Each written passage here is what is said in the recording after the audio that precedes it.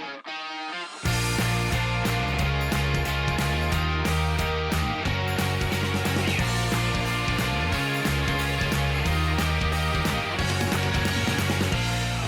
everyone, and welcome to episode number 12 of the Kickabout. And with me this week, we have a return of Fran and Dan.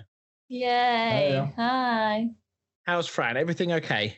Everything is fine. Just dandy. Ready for the podcast. Well, it's good news for you, but bad news for me because it means I have to do another round of the quiz and potentially it's one round closer to doing a forfeit. So, as we explained last week, continuing with the Skype calls until we're allowed to do a face-to-face. So hopefully things still sound okay. It seemed to sound okay last week from listening to it back. So fingers crossed it's going to continue on in the same vein. So Dan, why don't you start us off with your stat for the week? Yep. So I've obviously gone for an international one. Harry Kane became the first player to make 50 England caps while playing for Tottenham Hotspur, and the first outfield player to make his first 50 England appearances, all while at the same club, since which player? Oh, that's a very tough one. I mean, I can think of one or two players that had long spells for the same club. So okay, all right. We'll have a guess at that later. So, yeah, let's get on to the England games if we must. We'll start with the England-Ireland game. Performance was good, but then I suppose we have to take into account the level of the opposition that they were playing. But Grealish showing his class in not just in this game but in the Belgium game as well. Yeah, I think he's starting to be one of the first names on the team sheet going forward, isn't he? I mean, were you obviously we were all surprised that he was left out of the competitive games last time out when he played against Wales and then missed out against Belgium and Denmark, I think it was, wasn't it, the last one? Yeah. Were you equally surprised that he was included this time, or do you think it was just a case of he's made himself too hard to ignore now? Yeah, I think it was more of a case of he couldn't leave him out of the team more than being surprised that he's in the team, to be honest. But I think that's from the press and the public. Like, they all match the match last night. They all kept saying that there's a general like public consensus that he should be included in the games, which I agree he should. But I think even when we watched the Ireland match, you were like, Grealish won't make he won't be in the game on Sunday just because he hadn't been in it before. Because he was in the Ireland game, he probably wouldn't play in the Belgium game, but I'm glad he did. Yeah. Jude Bellingham was another one who got a call up after a couple of dropouts in the squad for injuries and such. Were you surprised that he got a call? I must admit, when I saw his name, I was like, oh, okay, all right, fair enough. Yeah, I think it was Southgate likes giving players debuts, doesn't he? I think it was just like more of a novelty thing. Although he has played well for Dortmund, I think he's made like 11 starts for Dortmund. But yeah, I think it was more of a novelty thing more than anything. I had never heard of him, so yeah. This is the guy. For those of you who are listening who aren't sure who he is, Birmingham retired his shirt number in his honour at the age of 17 or 16 when he left for Dortmund. But I guess more to the point, do you think that people like Ross Barkley, maybe James Maddison, I know he's had a spell on the injury on the sidelines for most of this season, has only recently come back. Do you think it's a bit of a kick in the teeth for those guys, or do you think this is just Grealish going, do you know what, it's a friendly, let's experiment? Grealish. Southgate. Well, I mean, Grealish is doing so well, he might as well run the bloody team. Yeah, maybe not so much Maddison, but I guess probably Barkley. But I think Southgate's always looking sort of towards the younger players coming up rather than because I think Barkley's 28. Yeah, I mean, I guess maybe even a wider question is, should Barkley be in the squad, period? I mean, you know, we're talking here about should he have been brought in for somebody who dropped out? Should he have been in there anyway? I mean, he's had a fantastic start to the season with Villa. Yeah. Yeah. Just me on that one. I don't know. I don't know. He has done well for Villa, but playing for Villa and playing for England's sort of two different things, really. Yeah, but then I guess if you look at the makeup of the England team now, I think we're past this whole. You have to play for the top 4 to be in the England team. Yeah. I mean, we'd have a very poor England team if that was the case. Mm-hmm. So, yeah, I don't know. I feel like Barkley can count himself pretty unlucky with the start he's had. I mean, Grealish has been outstanding for Villa, no doubt about that. I guess, Fran, your point of the pressure from the media and the fans probably has aided Grealish and his ambition to become a regular starter for England. But yeah, I just felt like Barkley maybe deserved a place. I think if Jude Bellingham does become a bit more regular, he offers something very different because he's like 6'4". I think he could be a very different option, whereas Barkley is quite similar to a lot of players that are already in the team. Yeah, I mean, with people like Jude Bellingham, I just kind of feel like, is this not what the under-21s are for? Yeah. I mean, he is playing for Borussia Dortmund, the second best German team and a Champions League team, and he's 17 years old. So yeah, that's a fair point. Okay, and then Harry Maguire, who's, let's be honest, has had a pretty rough time of it over the last month or two. He'll be fairly happy with his night's work. Got a goal, looked fairly solid at the back again. tempering expectations with who we were playing. But that's a couple of decent performances now for club and country. Are we just seeing the first shimmers of light at the end of the tunnel for him and maybe getting back to some kind of form? I hope so. Yeah, I was going to say, I hope so. Are you hoping so, though, because you just want United to have a better team, or are you actually hoping for the man and for his own confidence? For both, really. I want him to perform for both United and England in the Euros. So the more good games he can have, the more his confidence will build up, and the better he'll be for both sides. So it's a win-win, really. We obviously, the Ireland, are a team lacking in quality, without wanting to be too harsh on them. So England were expected to dominate that game, and obviously that did happen. Jadon Sancho, obviously there was a lot of press about him at the start of the season with this potential move to United that never unfolded, never came to pass. Do we feel like, from an England point of view, he hasn't quite hit the heights that everyone was kind of expecting him to, given all the hype that's around him? Yeah, although, last season he had a really good season for Dortmund. I think the whole thing with potentially moving to United, I'm sure United made it apparent to him that he would be a United player, so maybe that has had an impact. And he was maybe hoping to be back in England. I don't know why. Did he want to move? I believe so. That's what all the sort of papers were saying, that he wanted to move. I don't know why, but I think there was even a period of time where Dortmund effectively didn't know where he was. He was absent from training. I think he may have. The official reason was that I think he was injured, but I think unofficially that wasn't the case. It's just that he was not AWOL. I think Dortmund knew that he wasn't going to be at training, but I think he'd had his head turned and he was expecting the move to happen. And he was the players that was at Tammy Abraham's party, wasn't he? Oh yes, he was with him and Chilwell as well, wasn't he? Yeah. So yeah, I think that there's definitely more to come from him, and he took his goal really, really well. But maybe just he needs a bit more regular starts for England. Southgate's done an awful lot of chopping and changing over the last few international breaks, which is further kind of evidence that Southgate doesn't really know what his best side is right now. And I think the point about where England stand in the pecking order, with Ireland not being a particularly amazing side, it was kind of emphasised with the Belgian performance, wasn't it? It was a quite obvious difference in class between the two teams from what I saw. Yeah. As in what, Ireland and Belgium, or as in the England team? As in the England team, yeah. I mean, the England performance against Ireland was dominant, but then we expected it to be. And there is always this it's almost like a narrative that's around the England team all the time, that we kind of build them up and we get so excited. We just expect them to turn up and beat anybody that's put in front of them. But I think Belgium very much brought us back down to earth and gave us a bit of a reality check last night. Yeah, I think it's the same as with the World Cup. Like in the group stage, we were smashing all these teams. And, as soon as we played Belgium in the group stage, we lost.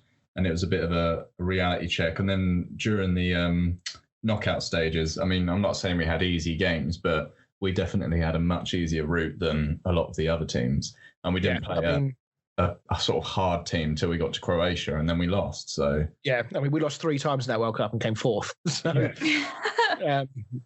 so yeah, I mean, I think there was some similarities between the performance against Belgium last time, where the first half was quite a one-sided affair with Belgium, and in the second half, England came back into it. It's just that the difference was this time that England didn't get that goal in the second half, and Belgium managed to shut up shop a little bit and keep us out.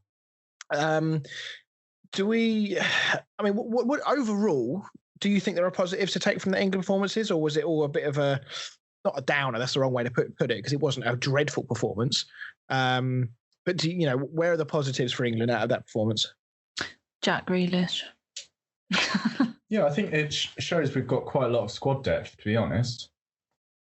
Because you've got players, obviously you've got Harry Kane as your main striker, but I don't think, if Harry Kane were to come off and you've got Calvert-Lewin coming on, I don't think there's too big a difference at the moment. I think Calvert-Lewin's in really good form, and you're almost sort of nearly guaranteed goals with Calvert-Lewin as much as you are with Harry Kane. Yeah. I mean, do you think it's a compliment to, like Chris just said, that there's a lot of squad rotation and stuff like that? Do you think that's a compliment to the players? Because he's not sure who his lineup should be. Yeah, I think it's good that he's sort of chopping, even, the goalkeepers and the defenders, and he's chopping and changing all these different players, because there is so much squad depth, which is nice, but you also do need to try and have an idea of what your strongest starting 11 is. Yeah. And for me, I really don't like the formation. I find it really, really negative. Yeah. We've got so much attacking talent in that England team, and we play a defensive formation. I feel like, Fran, your point is very justified in that there are a lot of very good players in that team, but the naysayers will say that it's a double-edged sword, is that, yes, we have got a lot of squad depth, but equally on the other side of that, you could say that perhaps that nobody is standing out, aside from one or two, to make that team effectively pick itself. I mean, there are other international teams, probably such as Belgium and maybe France, where you could probably pick the best, maybe 11, maybe, with one or two ifs or maybes on one or two of those positions. But with England, it does feel like there's so many positions where we just can't really nail down who is the best in that position and should be starting every single game. Yeah, but you say about France, I mean, if you look at France's team, you got their striker, you got probably Mbappe, and then their second striker is Olivier Giroud. And if you were to ask me who would I rather have, Calvert-Lewin or Giroud, I'd rather have Calvert-Lewin. Yeah, no, I wouldn't go against that. But yeah, I do get what you're saying, as in, like, you look at France's starters. France's starting 11 trumps our starting 11. Same as Belgium. They sort of proved their starting 11 trumps our starting 11. We did have a few injuries, so I mean, maybe it's a little bit too harsh to criticise completely, but I mean, you're going to get injuries, and it's how you adapt, and I don't think we adapted very well. Yeah. What would you say? I mean, Grealish obviously shined again. We didn't have Sterling in the side. Do you think that if Southgate had a fully fit squad to pick from, do you think he now would start maybe Sterling, Grealish with Kane through the middle, or do you think that he would still want to? He seems to really like Mason Mount. What about Rashford? I mean, it depends on if he was to play this, I don't even know what it is. Is it 4-2-1-2 or something he plays? Yeah, he's definitely been playing Football Manager with that formation, isn't he? Yeah, I don't know exactly. I know it's 5 at the back. I don't know what the sort of midfield and attack is, but like I say, it depends if he sticks with that formation. I hope he doesn't, because I really find it a negative formation. But yeah, if he sticks with that formation, I have no idea what players he'll pick. Yeah, it's a strange one, because in theory, if you have the right players in the positions, you can make it an attacking lineup. I mean, I've seen other teams. I mean, West Ham are doing it right now. Like, we're playing with 3 at the back. We're playing 2 advanced wing backs who get forward, and we've got a couple of midfielders who really do bust a gut to get into the box every time. So it can be done. So I wonder if it's more Southgate's instructions and Southgate's orders that are making that formation as negative as it seems. Yeah, I don't know if we have the quality in defence, though, to be relying on a defensive formation. Yeah, I mean, I suppose defence is another area where he's rotated a lot. I mean, we've got a handful or a collection of pretty reasonable defenders. Probably, I wouldn't argue that there's any world class defenders in there. But I'm still surprised that he seems to like Eric Dyer as well. I mean, I think that maybe someone like Connor Cody should be. If you're playing a back three, I think Connor Cody should be in there. Eric Dyer gave away the first goal for Belgium as well. Yeah. Passed it straight to the Belgian player. As soon as I saw his name in there, he almost did it again. I knew there's going to be mistakes. Yeah. Did you think it was a foul from Rice for the second goal? Not really, no. But there's no VAR. I think if there'd been VAR, it would have been ruled as not a foul. But I think in real time, obviously referees don't. They see it there's no slow motion. So I guess you can sort of forgive them for giving it. It's one of those, you see those sorts of fouls quite a lot in the fullback or down the wings, where a player is about to launch one down the wing and then a player comes in to try and block it. And what happens is that the players follow through will then kick the underside of the boot of the person trying to block. So that actually the foul should have been against Declan Rice, because Declan Rice gets the ball and then De Bruyne absolutely batters the bottom of his foot. It comes off worse in that because it's painful, but in reality, it's him that's kicked Rice, not the other way around. Yeah. So, okay, let's move on a little bit here. Can you explain to me, Dan, why Man United let Lukaku go? To be fair, he wasn't really playing that well for United at the time. He's definitely hit the ground running instantly. Found his standard. Was Solskjaer there when Lukaku? Yeah, Solskjaer's the one that sold him. Oh, yeah. I've watched him a little bit for Inter Milan on highlights and things I've seen around. And then the last two England games, he has just been an absolute brute. Well, that clear off the line as well. Yeah, and his hold-up play is brilliant. He links in well. He looks like the sort of player that Manchester United, I think, thought they were buying. I appreciate what you're saying, that he never really... He had runs of games where he'd score a lot of goals, and he did score a lot of goals for United. I think that's something that's gone under the radar. He did score a lot of goals for United, but it just seems that it was the sort of player that you'd rather have than come up against. Yeah, but I think if you look at the sort of players that Solskjaer likes and the way he likes to play, you look at the physique of Martial compared to the physique of Lukaku. Solskjaer likes to play quick, sort of counter-attacking football with a really high work rate, and I don't think Lukaku has that really high work rate of getting up and down the pitch, constantly sprinting and applying pressure. Yeah. Okay. So I just want to ask a couple of questions then, a sort of overarching thing about England. Interestingly, actually, I missed off this stat for my running order here. When we go back to the Ireland game, did you realise that was the first time in 7 attempts that we beat Ireland? I didn't know that. No. Yeah, since March 1985, that was the last time we beat them. So yeah, that was a stat that I wasn't aware of. And then in this game as well, another nice little stat I found for you. So Sancho is the first English player since September 1999 to score a goal for England at Wembley whilst playing for a non-English club. Can you name the last player that fit that category? David Beckham? No, not a bad guess to be fair, but it was Steve McManaman. Oh, okay. When he was at Real Madrid as well, so I imagine that was probably who you were thinking of with Beckham playing at Madrid as well. So, just going back to the couple of questions then, just to round off the England chat. Where do we think England stand in the sort of the global pecking order? This is one of the questions we actually asked our listeners, which we'll get into after the break. So, where do you guys think that England stand right now? Can you go first? I wouldn't. I don't even know. Not. What are we supposed to be? Like third? We're 10th. No, I think we're like 10th at the moment, aren't we? I think in the world rankings. That sounds about right. Let me have a quick Google. FIFA world rankings. Where are we? We are. Oh no, we're 4th. I'm lying.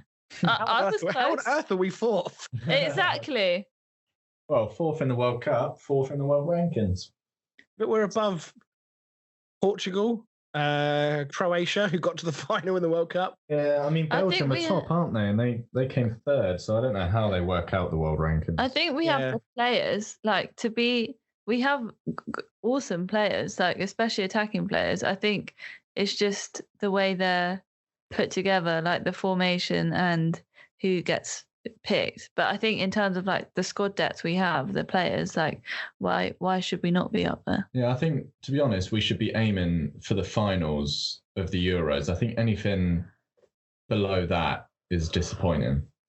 You reckon you go as far to say that as a squad we should be targeting getting to the final of Euro 2020? Well, we got to the semi-final of the World Cup. I don't see why it would be acceptable to then aim for anything lower than the final of the Euros. You know, you've taken out the likes of Brazil and Argentina. I know most of the best teams are European, but I mean, I'd maybe accept semi-finals, but I think we should be aiming for the finals. Even if we lost in the final, I'd still count that as an accomplishment. Yeah, I think for me, I'm kind of on board with Fran. I think that our tactics and our negativity over the past handful of games has been a bit of a detraction from actually how good the England squad is. We've got a huge amount of talent in that team. There are some weak areas, don't get me wrong. I think we are still lacking a midfield pairing. I think, again, we've got the players, but for some reason they're just not playing with each other properly. They don't seem to be on the same page at times. And clearly in defence, we're still lacking a solid defensive partnership as well.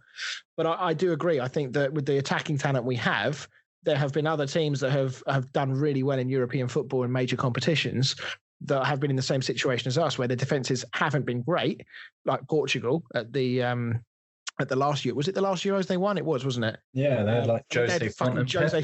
Yeah, exactly. The combined age of about 412. But yet, obviously, going forward, they had some fantastic players, not to mention Ronaldo. So why can't we do the same? I think it's just that being positive, stop worrying about what the opposition's going to do, to a point, obviously, and go for it. So, and with that, on that topic, there has been some noise about whether Southgate has reached his life's end with England. Do we subscribe to that? Do we think that we should be looking at changing? Yeah, I was looking at one of the stats. It was like Southgate's the second manager to lose 10 games for England. Sven Göran Eriksson was the other manager that lost 10 games for England, but he lost 10 in 67 games, whereas Southgate's lost 10 in 48. Yeah, obviously Sven had the golden generation, as it was called at the time. Probably the biggest waste of English talent that we had in terms to our performances at major competitions with the side that we had. But yeah, I do feel like when Southgate first came in, obviously there was a lot of like, oh, really? Is Southgate the best we can get? And he obviously galvanised the country and galvanised the players and really changed things for the better. So if he is to go at any stage within the next 6 to 12 months, whenever it may be, we do owe him a lot because he's given a lot of chances to younger players, and he's shown what can be achieved with good team unity. Obviously we got a little bit of luck along the way in the World Cup, but it just shows what the squad is potentially capable of. So if the next manager comes in, they have to be a person that can take that to the next step. We can't go backwards again. Eddie Howe's free. Oh my God, I would love that. So yeah, it'd be interesting to see. I don't really know who would come in. Do you think they'd go English again, or do you think they'd look for a foreign manager? I think it'd be nice if they went English, or Pochettino. Big Sam's out of a job. Oh God, no! Well, he had his chance, didn't he? He blew that. Oh dear! I could see them going for Eddie Howe, maybe. I would freaking love that. Love Eddie. I'd be amazed if they went Eddie Howe. I really would. I don't know what other top English manager you could go for. Well, Southgate made sense at the time because obviously he'd been in the England setup a long time with the youth sides. He'd been involved with the FA, so he was a trusted pair of hands when seemingly nobody else wanted the job anyway. But I think bringing somebody in like Eddie Howe, who, yes, did a great job at Bournemouth, I'm not sure. It's another level, isn't it? It is a big step Frank up. Lampard? Phil Neville. Frank Lampard, if he, depending on how the season plays out for Chelsea, I don't think he would. Chelsea. No, I think he's going to be at Chelsea for a number of years if they have a successful season this season, which it looks like they may well do. Right, just to round off the English stuff. So I asked you guys before we came on to do this recording, I asked you to pick your your 11 for the first game of Euro 2020 as things stand right now. Did we manage to do this in the short amount of time that I gave you to do this? Yeah, we we've did. both done our own teams. Nice. Okay, so who have we gone in goal? Gone in front. Henderson. I've gone for Nick Pope. I went Nick Pope as well. Interesting.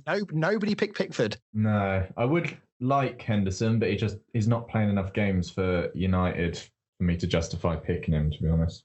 Yeah, it was good to see him get some minutes for England against, was it Ireland? Yeah, he came on at half time. Yeah. Although I don't think he touched Ireland. the ball, to be fair. Okay, and then defensively, so did we go 4 across the back, 5 across the back? What did you guys do? I've gone for 4. Okay, interesting. Why? What have you done? I've kept the 5. Oh, the last thing I want to see is back 5. But I'm a positive man, mate. I'm a positive man. Those 2 wing backs are not doing a great deal of defending in my team. Don't worry about it. So go on in. Who's your back 4? Go on, you want to do yours first? I have got Kyle Walker, Connor Cody, Harry Maguire, and Kieran Trippier. Okay, yeah, that's pretty reasonable. I've got my right back depends what sort of team we're playing. If we're playing a weaker team, I've gone for Trent for his attacking abilities. And if we're playing a stronger team, I've gone for Walker for his defensive abilities. Then centre-back, I've gone Connor Cody and Joe Gomez. And then left-back, Ben Chilwell. No Maguire, eh? If he's ever not Maguire injured. for me. See, interesting. I'm not a huge fan of Joe Gomez.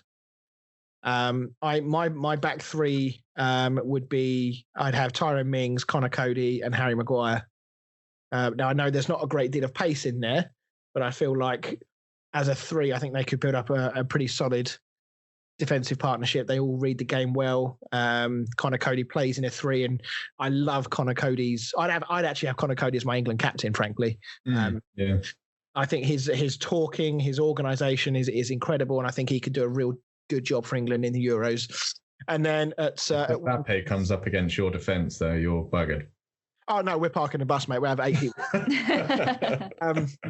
And then on the fullbacks, I've gone Chilwell on the left, and I've gone for Trent on the right. Mm-hmm. In the proviso that, again, like you, I appreciate that Trent defensively does have a few question marks against him, but my thinking is with the 3 centre backs and a more defensive orientated midfielder, that we should be able to cover that. So midfields. I have gone Grealish, Henderson, and Mount. So you're playing 3 central midfielders, are you there? Well, I've got, what have I done? 4-3-3. Okay, so you're playing Grealish in more in a central midfield role. Okay, Dan. I guess so. Yes. Yeah. So I've gone for 4-2-3-1. So my 2 sort of CDM/CMs are Henderson and Rice. Okay.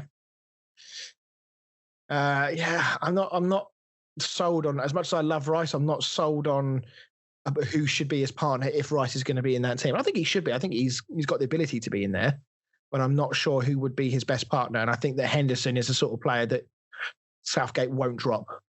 Yeah. 100%. Okay. For me, I've only gone for the 1 holding place. This is the positive thinking, mate.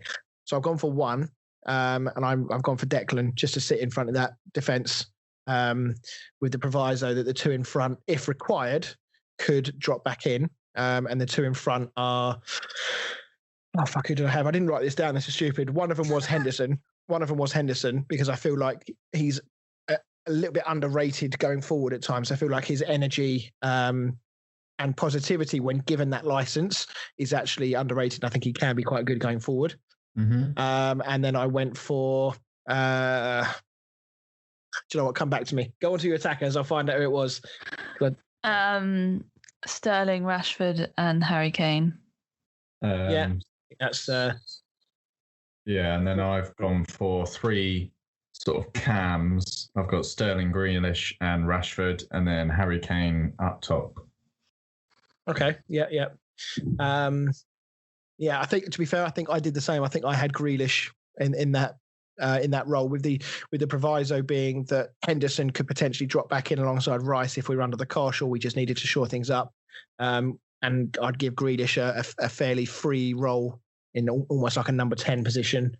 And then up front, I would have Harry Kane. I ummed and ahed about who his potential strike partner would be, because there's so many options. But I feel like Danny Ings on current form, just because I feel like having Harry Kane and Calvert-Lewin they're too similar. Yeah. So I feel like Danny Ings might mix things up. And I appreciate that. So that's a huge shout to leave people out like Rashford and Sterling and stuff. But so, yeah, I just feel like if that's the formation we were going to play, I feel like if Kane was going to have a strike partner, then I think that would be best. But to be honest, 4-3-3 is equally a good formation to have someone like Rashford and Sterling on the wing. So, but just underlines the point again that we have a huge amount of options. There's a lot of very good players that haven't made either of our teams. I mean, we've got people like Mason Mount that we haven't spoken about. We've got Phil Foden. Mason Mount was in my team. Okay, all right, I stand corrected. Jordan Pickford. Yeah, Phil Foden wasn't. Jordan Pickford.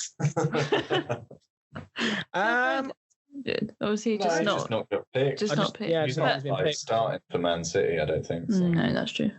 He has played more this season for Man City, but he's come off the bench quite a lot, but he's not like a regular first teamer. No, so I think he will get games in around Christmas though with the busy football. I think you'll find that Guardiola will rotate, and Phil Foden will see quite a lot of action over the Christmas time. Right, okay, so that just about wraps us up then for the England chat. Let's quickly talk about Scotland and Northern Ireland. So Northern Ireland, unfortunately, fell at the last hurdle, an extra time goal against Slovakia. It was always going to be a very tough game for them, but they did give it one hell of a go, didn't they? Yeah, they scored an equaliser at sort of the 88th minute, didn't they?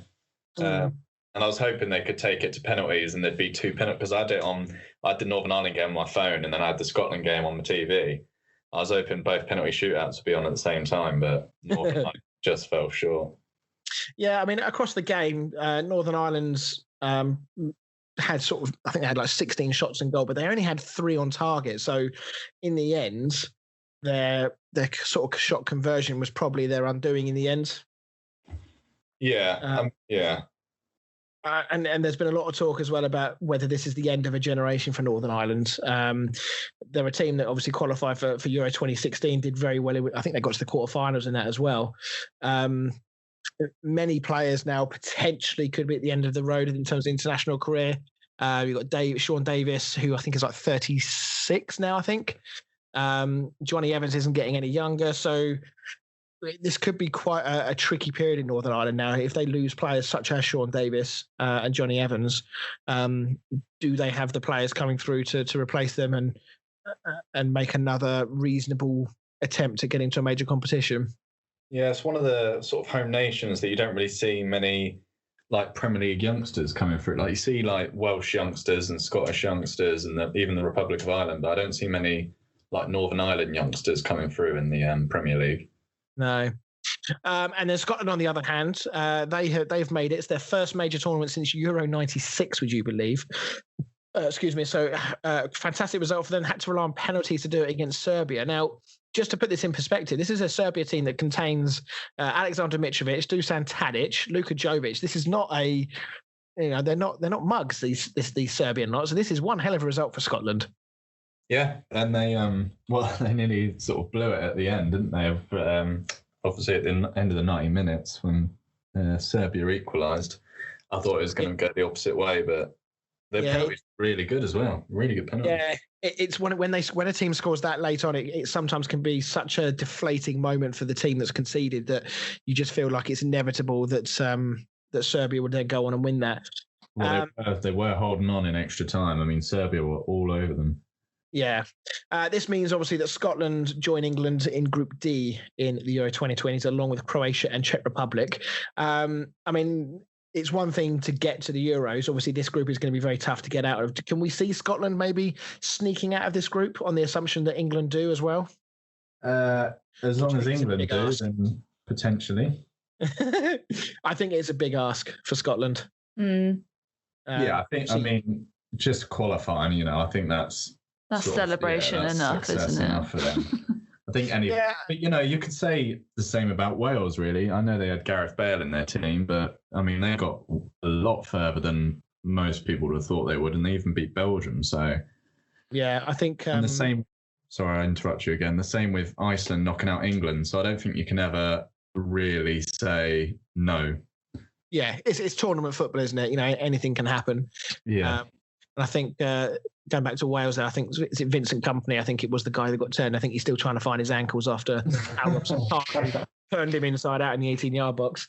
He was a free agent at the time as well, wasn't he? I know he was. He didn't even have a club. But that's really good news. 3 home nations at the tournament. Wales in Group A, which they would do. They've got a reasonable chance of getting out of Group A with the teams they've got in there with them. But I just want to spare a quick thought for Hungary. So they beat Iceland in the playoffs, which obviously it's massive for them. They did qualify for Euro 2016, but before that, Euro 72 or World Cup 86 was their last major tournament entrances. What's their reward? They've got a group with France, Germany, and Portugal. Oh. Yeah, that's tough. That's going to be fun watching that group. I mean, I just couldn't call that. I mean, that really is a toss of the coin. I mean, Germany are seemingly not the side they were, but they've still got a collection of extremely talented players. France is probably the one you would expect to get out of that group, but France are not above having a shit show at a major tournament either. Taking the fact that they did win the last World Cup, but in previous tournaments they have been very poor at times. So yeah, that's going to be one hell of a group. Yeah. So right, okay, let's take a break. After the break, we're going to hear from the listeners. Liverpool's injury woes are mounting up somewhat, and we're going to take a quick look at the Premier League games coming up this weekend. See you in a bit.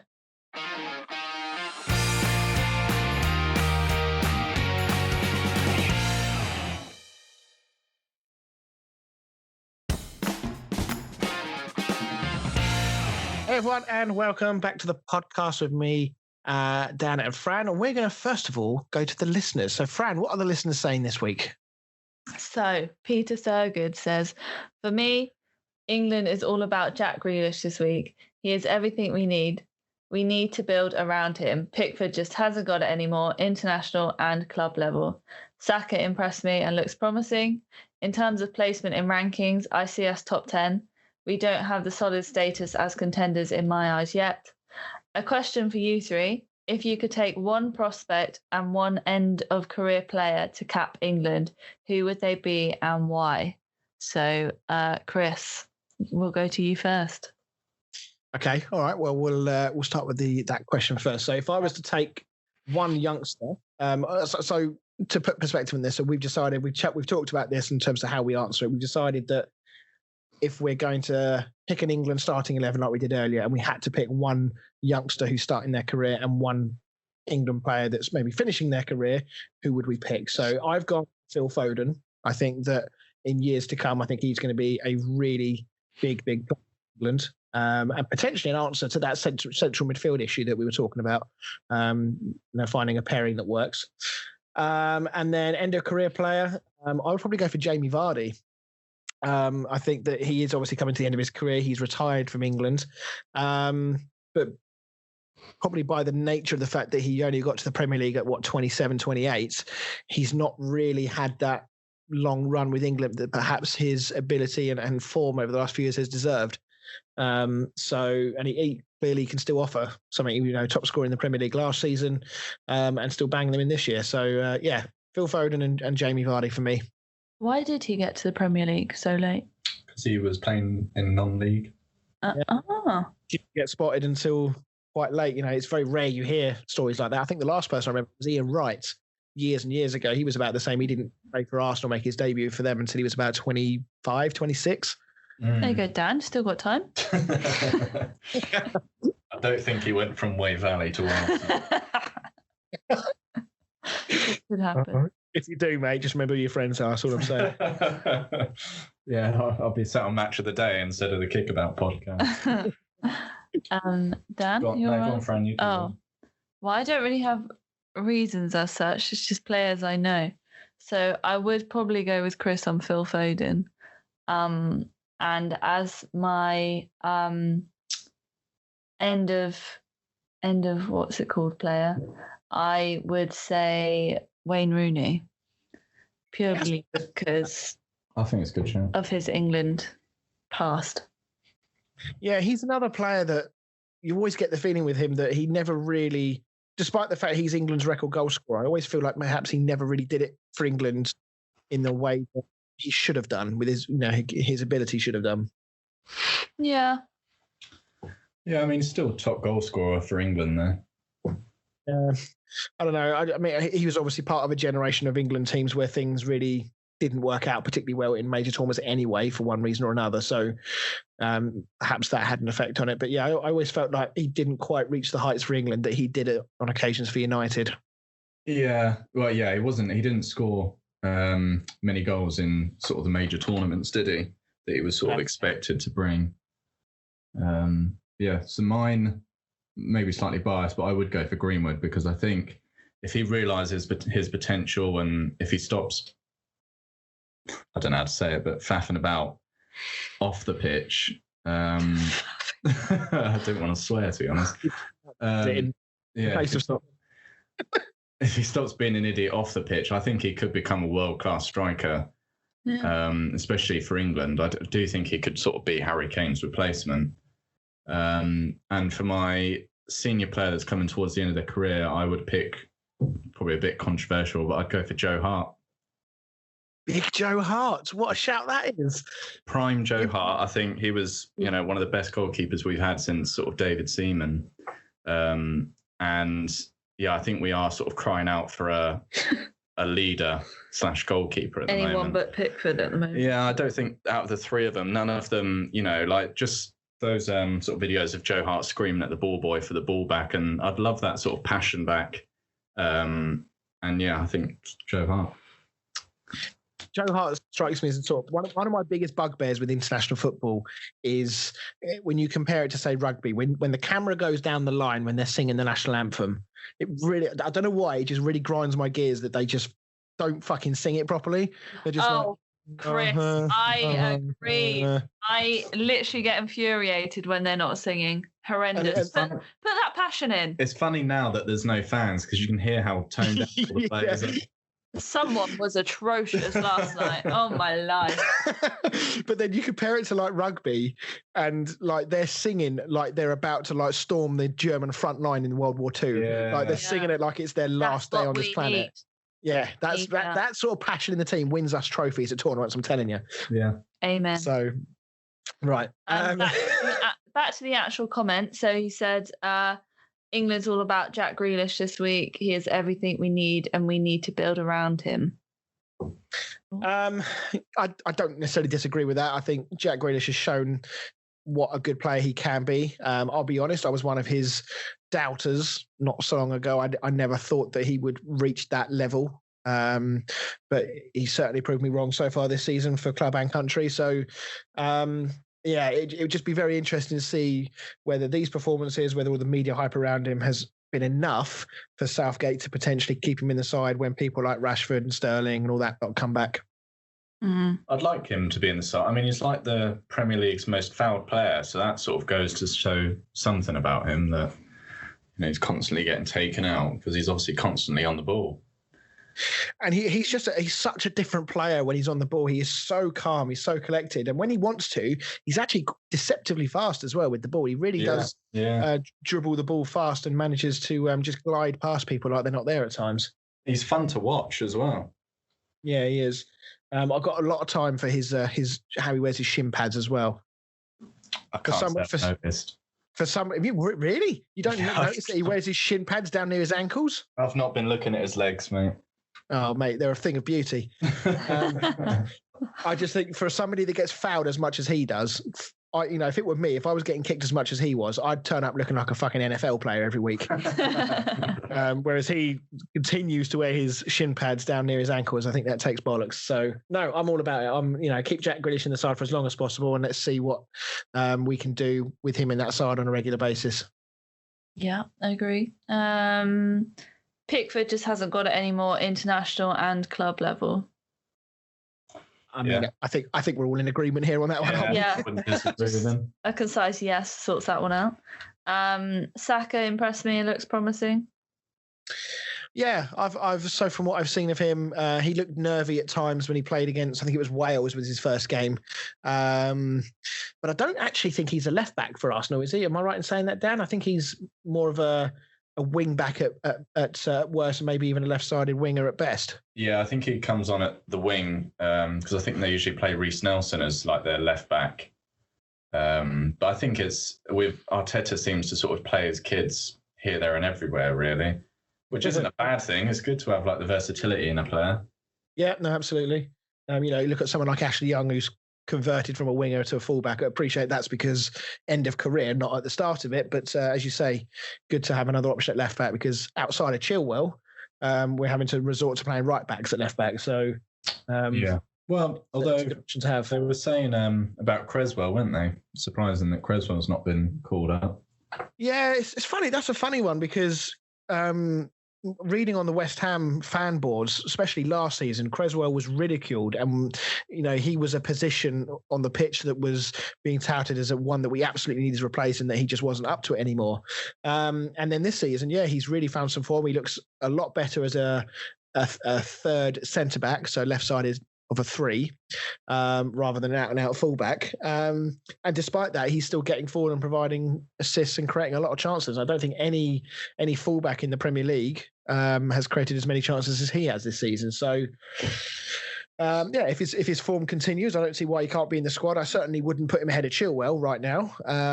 But if Chilwell was to get injured, which I think he has got injured on this international break, then Cresswell is a good alternative to have right now. Yeah. And in terms of placement in rankings, I see us top 10, but we don't have the solid status as contenders in my eyes yet. Yeah, I think I'll go along with that. I think to as much as I want to agree with you, Dan, on the whole getting to the final thing, I honestly don't think that's realistic. I don't think we will. I'm just saying that's what we should be aiming for. As a team. I don't even think it's that. I think we need to be realistic in our own ambition as well. I think that if you aim for a final and miss, ultimately it's a disappointment. If you aim for a quarter final and get a semi-final, everyone goes away thinking, holy shit, we've done really well. We've gone above our objective. Now let's take the next step to the final. And I know we did it in the World Cup and got to the semi-final, but I think that in the Euros, the chances of us coming up against top quality opposition in every single knockout round is quite high. But we should be crapping ourselves against coming up against teams like Germany, Portugal. The team we have is more than good enough to beat these. I mean, we beat Spain, we beat Croatia in the Nations League, we beat Belgium a month ago or so. We can beat these teams, and I don't think we should have the mentality of, oh no, we've got Belgium, oh no, we've got Italy. We should, these teams should be fear of playing us because we have Harry Kane, Marcus Rashford, Raheem Sterling, all top. I mean, maybe even world-class players. I don't think we should go in with the mentality like, oh, if we can beat Scotland and we can beat Slovakia, what we shouldn't be thinking Bloody hell, let's get you in the locker room. You'd be screaming the national anthem. Going into these games like, we're on par with Germany, we're on par with Portugal. It's going to be a tough game, but we can easily win it. I don't think we should be like, well, if we get through the group stage, that's a plus. It's, this is England. You know what you sound like? So just for reference here, Dan and I have been watching the Tottenham documentary on Prime. You genuinely sound like Jose trying to motivate them all before the game. I don't see the point. I get what you're saying, Chris, but I don't see the point in aiming low and then saying, yay, we got to the quarterfinals against Denmark. Yeah, I take that point, and I think that it comes down to how Southgate approaches the games, doesn't it? He has to get on board with that level of thinking for us to get out of that mentality, because unfortunately we'll have to find out where he gets his suits from and his waistcoats. Maybe just slip a note into one of the pockets. Well, hopefully he's heard about the podcast, Chris. So he'll probably want to be getting in touch soon. I mean, I'm sure he has. I mean, we're on the world stage. I mean, we're massive in Ukraine, so. Right. Okay. Let's move along. Okay, let's go forward to our next comment, which is from Joe Morton. International break is boring and pisses me off. So we're off to a strong start. And ridiculous with the corona situation at the moment. All these players travelling to different countries and the amount of football that's being played is just stupid. And it will make the Euros rubbish too, because obviously loads of players are getting injured at the moment. E.g., Chilwell was obviously injured. And then Salah caught COVID with Egypt. Robertson got injured and Gomez is out for the rest of the season. Trent got injured last international break. I just think the Nations League and all these pointless friendlies should have all been cancelled. Also, England are shit and Southgate out. Do you remember when we first started this podcast and Joe Morton was writing these really positive, considered, measured comments? Yeah, thought out statements. I feel like we're beginning to see the real Joe Morton come back in. Yeah, and tell me what, that's not easy to read. So, and there was a lot more swear words in it than what you read out there, Fran. But I mean, to be fair, he makes a very good point with the whole corona situation. It does make you think, why do we have all these friendlies happening and all these players traveling everywhere? And with the amount of fixtures they've already got and the season already consolidated so much, it does make you question why they're still doing it all. But on the other hand, you can see why, because everyone was desperate to have football back, and now it's back. Yeah, I do think it's a bit of a kick in the teeth to people that can't go on holiday and stuff like that. And you've got all these footballers travelling here, there, and everywhere, and they're like, no, it's fine because they've had a test. Yeah, I mean, I totally get where Joe's coming from. Unfortunately, we live in an age where money dominates everything. So these Nation League games are massive for UEFA, and I like the thinking behind the Nations League, because it does do away with an awful lot of very pointless friendlies, and I'm all about playing more competitive games to try and make the international breaks a little bit more exciting. And I'll be honest, I got reasonably into the last Nations League tournament that we had, when we scored that goal against Spain to win the game, and then we scored that last minute goal against Croatia to get to the finals. So I sort of got behind it, but in the times that we live in right now, I do think it's a little bit short-sighted to have the Nations League and have a friendly as well, to have 3 games in, like 7 or 8 days or 10 days, whatever it is. I know that the friendlies potentially are there to rotate players and test new players, but just do that in the fucking Nations League. Do we really care about the Nations League that much to not blood some of these youngsters? If they're good enough to play for England, they're good enough to play against the better sides in the world. Mm. Yeah, I think I prefer the 3-team Nations League than the 4-team Nations League as well. Mm-hmm. Yeah, I agree. And that would have helped from a fixture congestion as well. Yeah. It's just all about money, isn't it? More games, more broadcasting rights. Yeah. And I guess we'll get onto the injury side of it with Liverpool in particular in a short while. But we are going to potentially have this issue next year that Joe's mentioned there about the Euros. How many players are going to be just completely burnt out, both physically and mentally, ahead of a big summer tournament next year? Yeah, a lot. Well, like you say, with the fixture list, we've got like Champions League games every other week, and FA Cup games, and League Cup games, and and now Ben Chilwell's injured, and obviously like we're going to talk about Liverpool, but they've got quite a few injuries, and I think it's just all to do with money. They don't think about the other sort of aspects of the game. In terms of burning out. Yeah, but in terms of burning out players. Yeah, I mean, if I look at the fixtures here now, so looking at this, the last round of fixtures are scheduled currently for the weekends of the 22nd and 23rd of May, and the first Euro 2020 games are the 11th of June. So that gives 3 weeks from the end of the season to that, and I can guarantee that there will be friendlies before that June 11th after the season's finished. So there is going to be little to no break for any of those players involved in the UEFA Euro 2020. I was reading earlier, there's I think as of Friday, there's for the next 17 games and 17 days in a row, there's a game every single day. That's crazy, isn't it? So yeah, I'm fully on board with this. I don't see how they could ever not play them, unfortunately. But I feel like they should be avoiding these extra friendlies. 2 games is bad enough, but having a third one in there, I appreciate they've rotated the side round, so perhaps the same players aren't playing all the games, but it just seems silly. It really does. Yeah, agree. Right. Thank you for that, Fran. Thank you, Joe and Pete, for getting in touch. As always, guys, if you want to get in touch, you don't have to wait until I put out the post to ask for your feedback. You can get in touch with us on our social media. We are at Kickabout Pod on all of our socials, so do get in touch. And we're at the show at thekickabout.co.uk on emails. Right. Let's talk Liverpool. And their injuries. So it's been a pretty rough international break for Liverpool. Allow me to read out the current situation with Liverpool's injury crisis. So obviously we mentioned there that Mo Salah has got corona, so he's a major doubt for the Leicester game this weekend.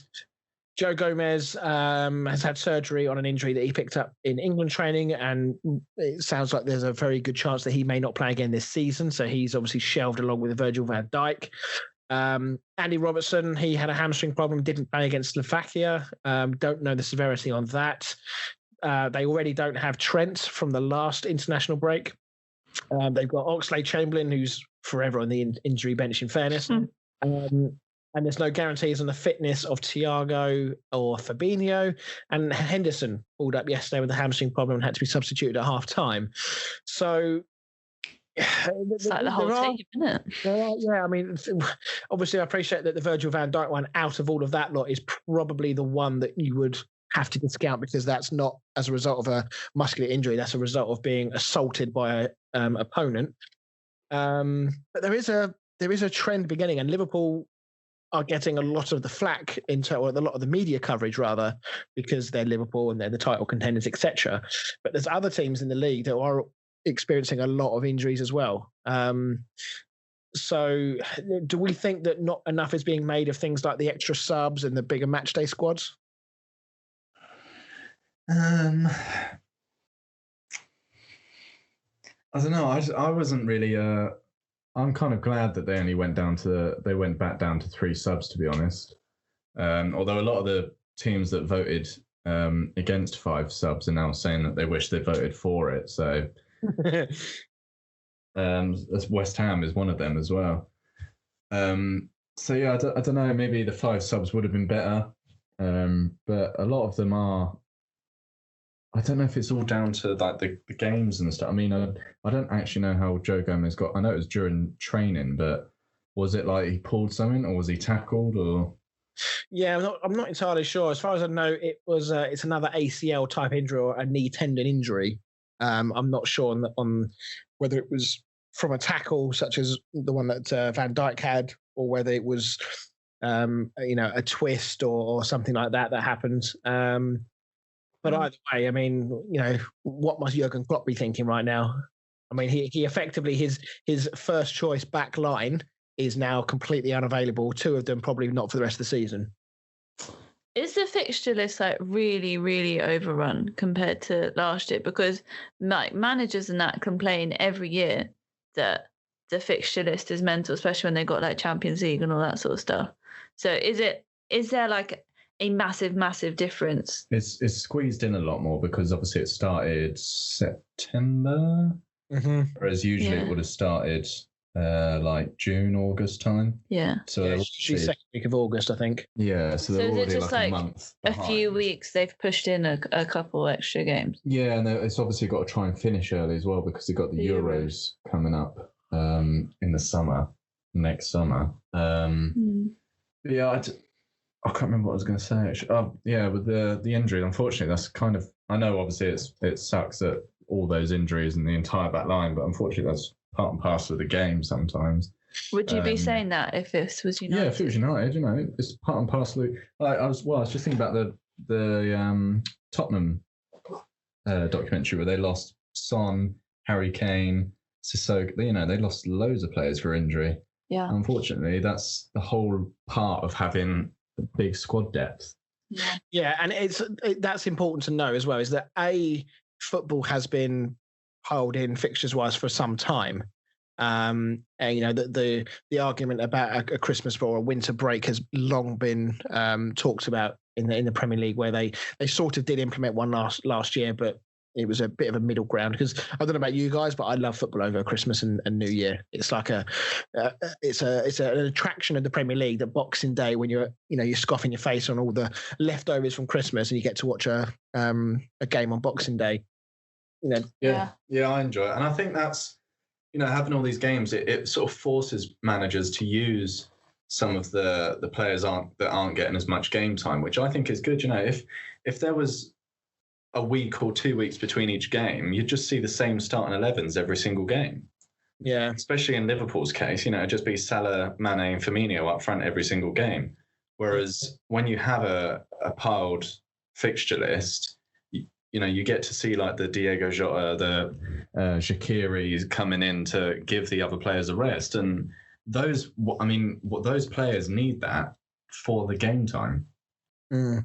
Do you? I looked at the stats. I found some stats on the lockdown football from last season. So when was that? Sort of May, June time when it started back up. So when they allowed the 5 subs to happen, Liverpool and Arsenal were 3rd and 4th in that, but it was actually Brighton and Norwich that averaged the most amount of subs when 5 subs was allowed. With the vast majority of the teams, bar about 6, I think it was, all averaging in and around 4. So everybody was making use of it, and it was only West Ham and Burnley that averaged less than the original 3. Not surprising, because Moyes never makes changes. If he does, they're not until about the 90th minute. It's another double-edged sword here, because you could argue that, yes, they have got deep squads. Yes, they can rotate the teams around. But then you could also say that if the intensity level that Premier League football is played at now, and professional football is played, it's not just the physical fatigue as well, it's the mental fatigue as well, which can often lead to injuries, because if they're not doing a job particularly correctly, they maybe make a mistake which could cause an injury.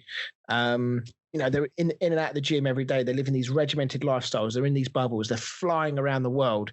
You think back to the Man United game last week, where they had the Champions League game in Turkey on the Wednesday night, and then they're playing again Saturday morning. In fact, it was early Saturday afternoon. That's got to take it out of you, because even if you don't play, you're still doing all the intense training. You're still flying around the world. So do you not subscribe to that? Do you not think that is something that perhaps is not taken into account as much? Yeah, I agree. I don't think it is taken into account. But again, I just go back to like squad depth, and these are the sort of games where you need to be using your squad depth.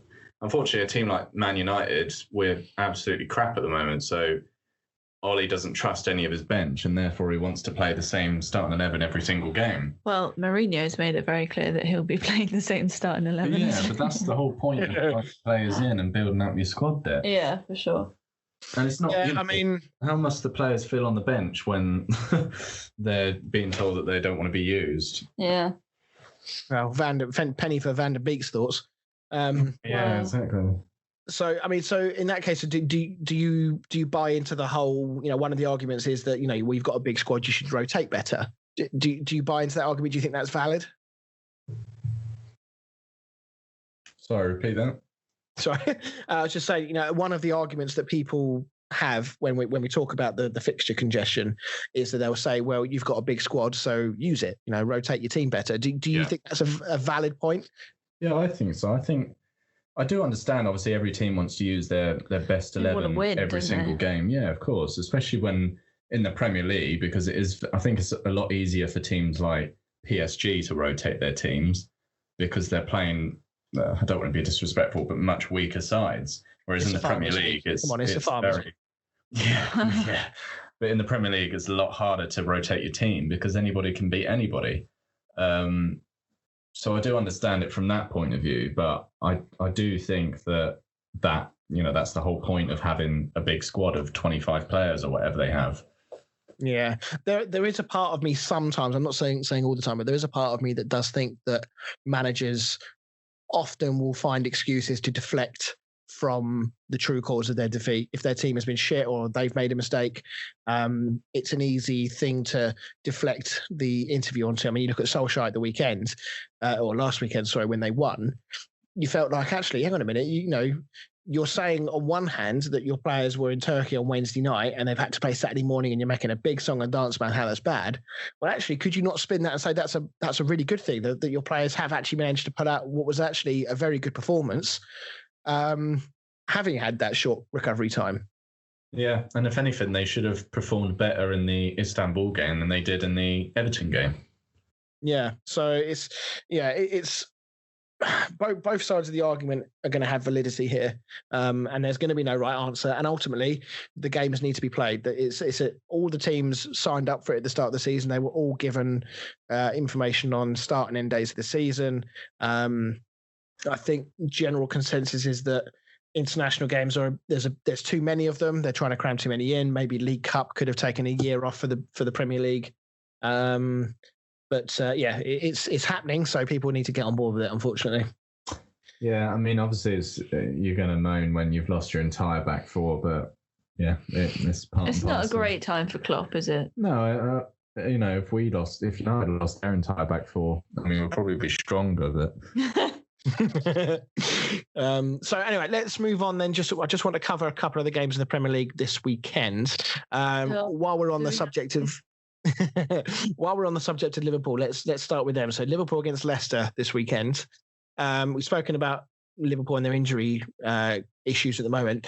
This is a really, really good opportunity for Leicester, isn't it? I think how do you think he was set up? How do you think Brendan Rodgers will set the team up? Do you think he'll go for it with Liverpool's injury problems? I think he should. I hope so. I hope Leicester go for it, and because I don't think Klopp will play defensive. I think Klopp will still go for it, especially with the attacking players he has. So I'm hoping it'll be another sort of City-Liverpool game. Yeah, it's a real test for Liverpool, this. If they can beat Leicester with a vastly depleted squad, it will lay down a marker and make everyone aware of just how good their squad depth is. Yeah. So, right, and then the other big one of the weekend is Spurs City. How do we see this one going? Fran, how are you feeling about this game? Spurs have had a great start to the season. Do you think they can turn City over? I think so. With City's current sort of performance, they're not on fire as they have been the past few years. So I don't see why, as Dan said, you've got to go in it thinking that you're going to win. So I don't see why they couldn't win. I'd probably put my money on Spurs at the moment. Oh, well, don't say that. We're going to lose now. So Gareth Bale apparently has been touted as looking and being at his physically fittest for a long time. Do you think there's a chance that he could be unleashed on City from the start this weekend? I do. Well, I mean, he's always going to put Son and Harry Kane. And probably more. I think he'd come off the bench. I don't think he'll start personally. I think he'll start Mora. Yeah. Did you guys see the picture of Gareth Bale this week in the stands? No. On his iPad, is that the one? Yeah, so the Wales game was going on, and he's pictured on his Apple laptop, I think it was. Yeah. Yeah, you can take the man out of Madrid, but you can't take Madrid out of the man. Absolute joke. Apparently, I think Harry Kane gave him some stick for that. Apparently, sent him a couple of messages saying, "Good to see you paying attention to your team" or something along those lines. And from a City point of view, they've had some reasonable news this week. It sounds like Raheem Sterling obviously did pull out of international duty, but it doesn't sound particularly serious. So he is expected to play this weekend. And also Kevin De Bruyne is in talks for a new contract after publicly stating that he wants to stay with the club, which is very good news if you're a City fan. It looks like Gabriel Jesus is going to lead the line for City again. We've spoken about him before, but they really need him to fire now, don't they? Yeah. Yeah, it needs to. It's his time to shine. Yeah. I don't know whether I don't know what the situation is with Aguero right now. I know he had a little niggling injury, but I don't know whether he's expected back anytime soon. But yeah, they need to find some goals from somewhere. So fingers crossed from a City point of view that Jesus can start firing for them sooner rather than later. If he could hold off till after this game, that'd and they've already played West Ham, so that's fine. Yeah, he can start firing off after the game. Right. Okay. So let's go to Dan for him to read out his stat of the week. So Harry Kane became the first player to make 50 England caps while playing for Tottenham Hotspur, and the first outfield player to make his 50 England appearances, all while at the same club since which player? Chris. So I've got a couple of names in my head, but I feel like it might be more recent than even the players I'm going to suggest. I'm going to go with Steven Gerrard as my guess, but I feel like it could be even more recent than him.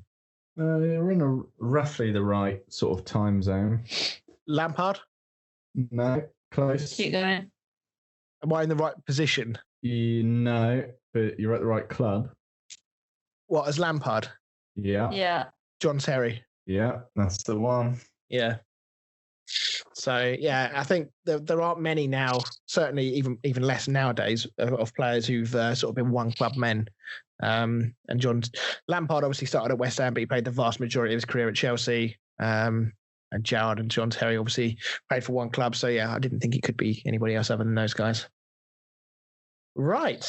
So we are going to end this week with the weekly quiz. Obviously, we didn't do it last week, so we had a week off. And unfortunately, because of the nature that we're on Skype, there is going to be no sounds for right and wrong answers, because it will be a bit too tricky to do with me with the buttons here and Fran at your place without them. So, but we can at least still do this.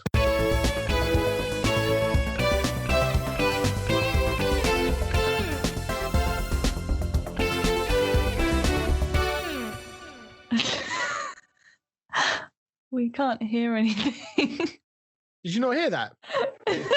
It came off for like 2 seconds, then went. Okay.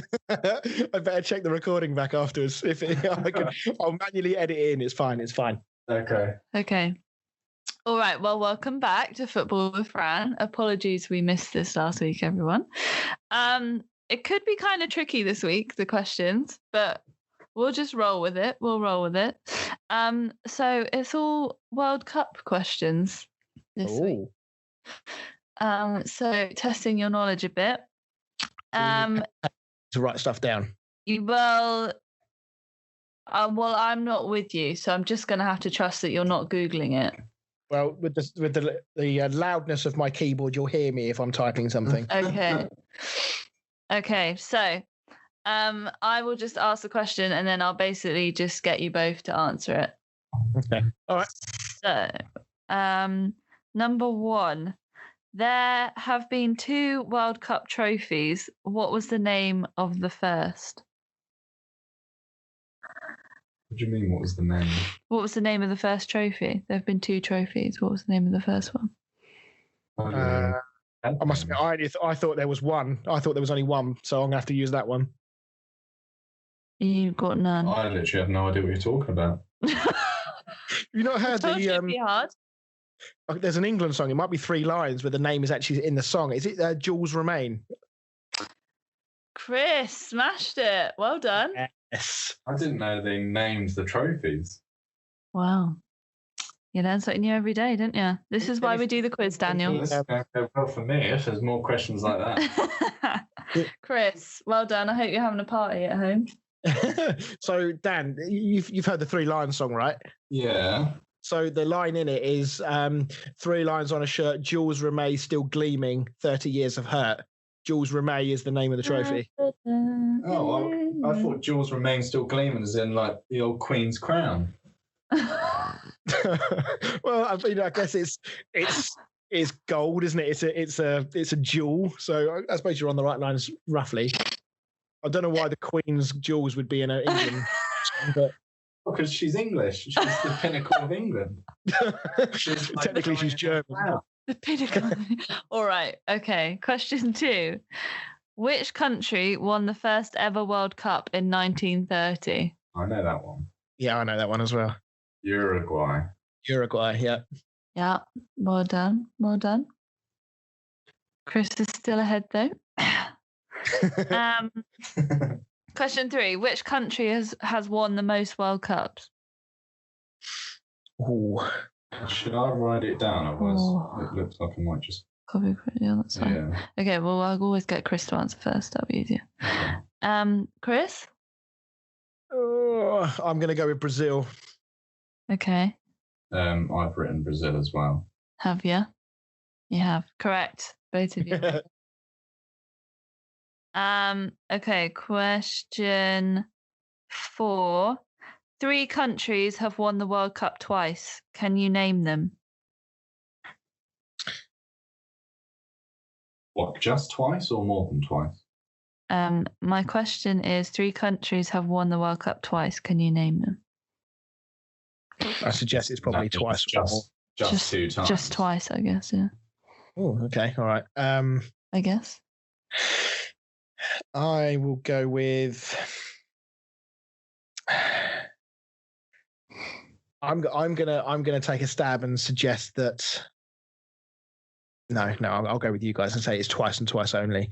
So I will go with France, Italy, and Spain. Okay, Dan? I've gone for Spain, France, and Portugal.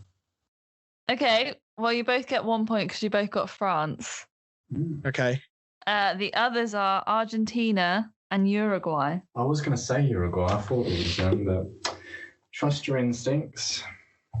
Yep. Right. Question 5. Spain not won it? Oh, maybe they've won it more than twice. It might be more than twice, probably. That makes sense. Question 5. Which country has appeared in 3 World Cup finals but never won the competition? I know that one. All right. All right, Chris? Well, I say that, I'll probably get it wrong now. I don't know the answer, so I'm going to take a stab at Croatia. I've gone for Holland. Yeah, Dan's right. Shout. Yeah, it's a good shout. Chris, come on. It's all right. It's all right. We're still level pegging. It's all right. What's that, 4-all? 4-all. The question 6. The 2026 World Cup will be hosted across 3 different countries. Can you name them? I thought it was in Qatar. This is just what my quiz is saying. That's 2022. 2022. Yeah. Because don't forget, the Euro should have already been and gone. Yeah. Oh, I think I might know where it is, actually. So 3 countries, please. Right, I've got mine. Yeah, I've got mine. Okay, Chris? Canada, United States, and Mexico.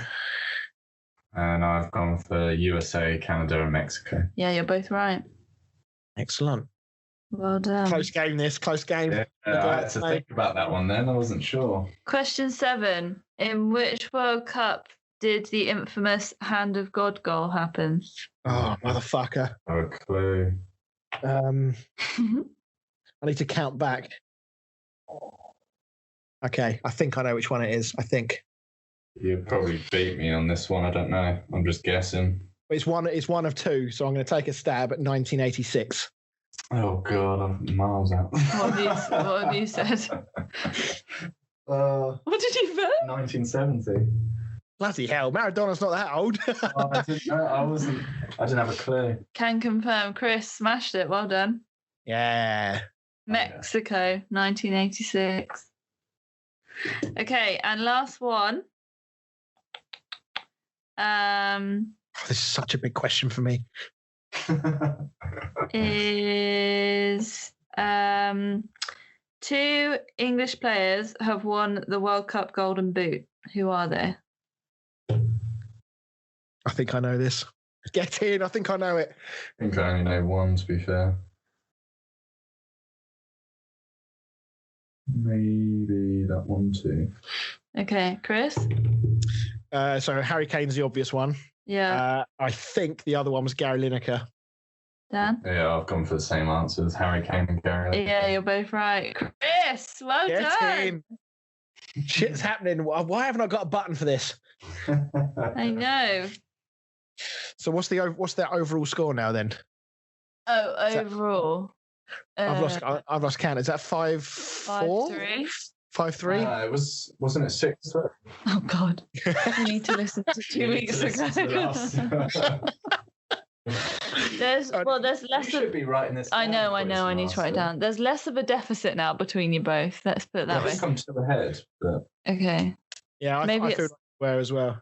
I think it's like 5-3 or something like that. I want to say 5-3. I thought it was 6. Yeah, 5-3 sounds about right. Maybe. Okay. Well, but the important thing is that I won and Dan's shit, so it's great. Yay! Well done, everybody. Good quiz, good knowledge. I like that. That was good. For once, being the old man of the group actually paid dividends for me. Right. Days. Excellent. Well, thank you very much for joining us, everybody, and to Dan and Fran, and another week of Skype, and hopefully another week closer to being able to do this face-to-face again. Yay. So, as always, do get in touch with the show if you want to. We will be back next week with hopefully in the next week or two, we're going to have some news about what we're going to do over Christmas, including some special one-off shows and maybe even a little giveaway for our glorious, loyal listeners. So, yeah, thank you very much for listening, everybody, and we will see you next week. Bye. Bye. Bye.